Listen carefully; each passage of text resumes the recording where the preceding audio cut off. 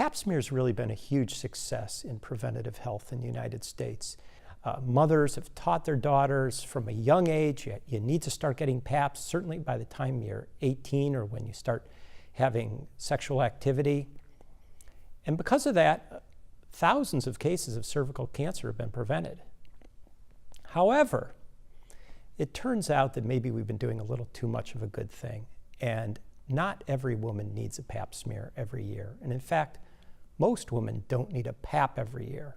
What the Pap smear is it's a little scrape of the cervix as a screening test for cervical cancer.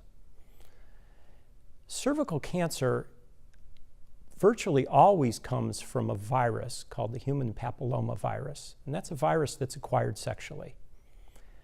About 40, maybe even 50% of all women will contact that virus at some point in their life, and the vast majority will fight it off.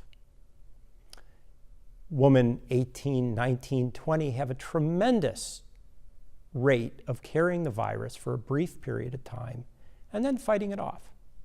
Following a lot of research, there's been really international consensus that Pap smear is not worthwhile in women under 21.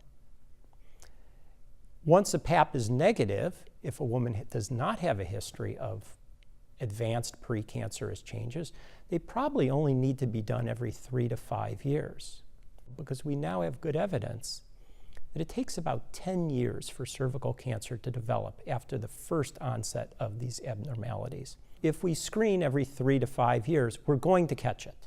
Beginning at age 21, we recommend that women have a Pap smear, and if that PAP is negative, the PAP can be done every 3 years. Beginning at age 25 or 26, we start doing what's called co-testing, where we check for that human papillomavirus. Beginning at age 30, we'll do the HPV test on every patient each time we do a PAP. And if it's negative, it's perfectly reasonable to go, again, 3 or even 5 years until doing another PAP. That should go on until around age 65. At 65, for most women, it's not necessary to continue to do Pap smears. Now, Pap smear and gynecological exam are not one and the same. Every woman should have an exam on a yearly basis, because we do far more than just this little scrape for cervical cancer. It's at those exams that we can screen for ovarian cancer, we can look for abnormalities of the uterus, we can check things with respect to the bladder, and we can also do a tremendous amount of counseling.